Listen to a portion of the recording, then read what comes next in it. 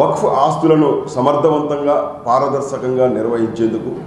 పేద ముస్లింలకు న్యాయం జరిగేందుకు, ఆర్థికంగా ఉపయోగపడేందుకు ఉద్దేశించి పార్లమెంట్లో ప్రవేశపెట్టిన వక్ఫ్ సవరణ బిల్లు 2025 పార్లమెంట్లో ఆమోదం పొందడము, దీనికి దేశవ్యాప్తంగా ఉన్నటువంటి కోట్లాది మంది పార్లమెంటరీ కమిటీకి అనుకూలంగా సిఫార్సులు చేస్తూ తమ యొక్క రికమెండేషన్స్ను పంపించడము, లోక్సభలో ఆమోదం పొందిన నేపథ్యంలో సహకరించినటువంటి తెలుగుదేశం పార్టీ, జనసేన పార్టీ అధ్యక్షులు నారా చంద్రబాబు నాయుడు గారికి మరియు ఉప ముఖ్యమంత్రి పవన్ కళ్యాణ్ గారికి సంపూర్ణమైనటువంటి సంతోషాన్ని, కృతజ్ఞతలు కూడా తెలియజేస్తున్నాం. అయితే ఈ వక్ఫ్ బిల్లు యొక్క సవరణ బిల్లు యొక్క ఉద్దేశం ఏదైతే వక్ఫ్ పరిధిలో ఉండాల్సినటువంటి ఆస్తులు సమర్థవంతంగా, పారదర్శకంగా, ప్రత్యేకమైనటువంటి చట్టంతో నిర్వహించే ప్రయత్నం చేయడము, అన్యాక్రాంతం కాకుండా కొంతమంది వక్ఫ్ ఆస్తులను కొద్దిమంది వ్యక్తుల చేతుల్లో పెట్టుకొని దాన్ని తమ యొక్క సొంత అవసరాలకు వాడుకుంటూ ఏదైతే పేద ముస్లింల అభివృద్ధి కోసం ఉద్దేశించినటువంటి ఆస్తులు కొన్ని నిరర్థకంగా దుర్వినియోగమైనటువంటి ఆస్తులు ఉన్నాయి, వాటన్నిటిని కూడా పరిరక్షించాలని, పేద ముస్లింలను ఇంతకాలం కాంగ్రెస్ పార్టీ ద్వితీయ శ్రేణి పౌరులుగా గుర్తించి ఇవాళ అర్ధరహితమైనటువంటి ఆరోపణలు చేస్తూ అవాస్తవాలను ప్రజల మధ్య చూపించి సమాజాన్ని చీల్చేటువంటి కుట్ర చేస్తున్నటువంటి కాంగ్రెస్ పార్టీ చేస్తున్న వాదనలన్నీ కూడా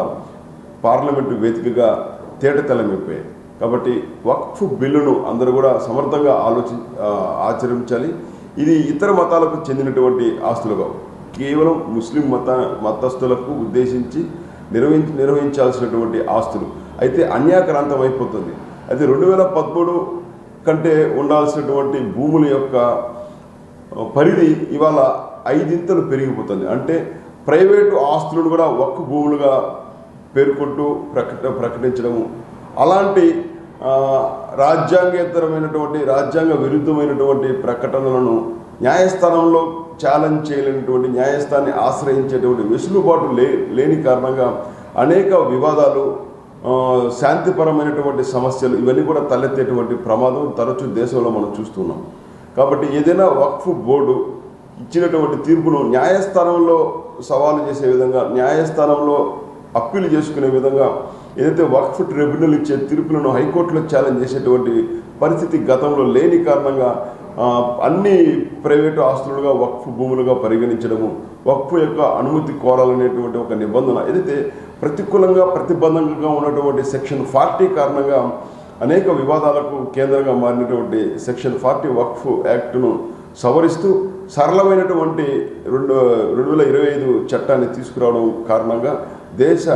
ముస్లింలందరికీ, ముఖ్యంగా పేద ముస్లింలకు ఇది ఉపయుక్తంగా ఉంటుంది, ఉపయోగకరంగా ఉంటుంది, వాళ్ళకి ఆర్థికంగా కూడా ఉపయోగపడుతుంది. కాబట్టి ఈ రకమైనటువంటి బిల్లును తీసుకొచ్చి అందరినీ సమాన దృష్టితో, ముఖ్యంగా ముస్లిం మహిళల, పేద ముస్లింల యొక్క ఆర్థిక అభివృద్ధికి కట్టుబడి సాహసోపేతమైన నిర్ణయాలు తీసుకుంటున్నటువంటి ప్రధానమంత్రి నరేంద్ర మోడీ గారికి దేశ ప్రజల తరపున మేము కృతజ్ఞతలు తెలియజేస్తున్నాం.